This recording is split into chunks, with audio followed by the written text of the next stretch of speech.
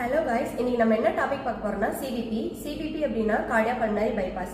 கார்டியோபல்மனரி பைபாஸை நம்ம heart lung மிஷின்னு சொல்லுவோம். இது நம்ம எப்போ யூஸ் பண்ணுவோம் அப்படின்னா நம்மளோட ஹார்ட்டும் லங்ஸும் ப்ராப்பராக ஒர்க் ஆகாத போது நம்ம இந்த சிபிபி சர்ஜரி பண்ணுவோம். இது எப்படி நம்ம யூஸ் பண்ணுவோம் அப்படின்னா எஸ்பிசி ஐபிசியில் வந்து கேன்லா போட்டு ரிசர்வாயர் போகும். இங்கே ரிசர்வாயர் வந்து சேம்பராக ஆக்ட் ஆகும். ரிசர்வாயர்லேருந்து பம்புக்கு போகும். பம்ப் வந்து ஹார்ட்டாக ஆக்ட் ஆகும். பம்புக்கு போயிட்டு ஆக்சினேட்டர் போகும்.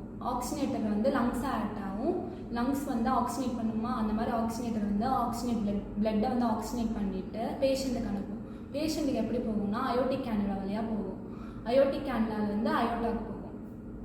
ஹார்ட் லங் மிஷினில் மொத்தம் 4 பம்ப் இருக்குது. என்னென்னா arterial pump, suction pump, vent pump, cardioplegia pump.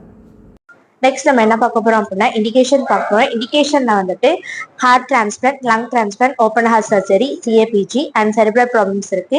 இது யூஸ் பண்றதுனால என்னென்ன காம்ப்ளிகேஷன்ஸ் வரலாம் அப்படின்னா ஏர் லாக் வரலாம், ஏர் அம்பாலிசம் வரலாம், ஹீமோலைசிஸ் வரலாம், ஹெப்பாரின் இன்டியூஸ் த்ரோம்போசைட்டோபெனியா வரலாம்.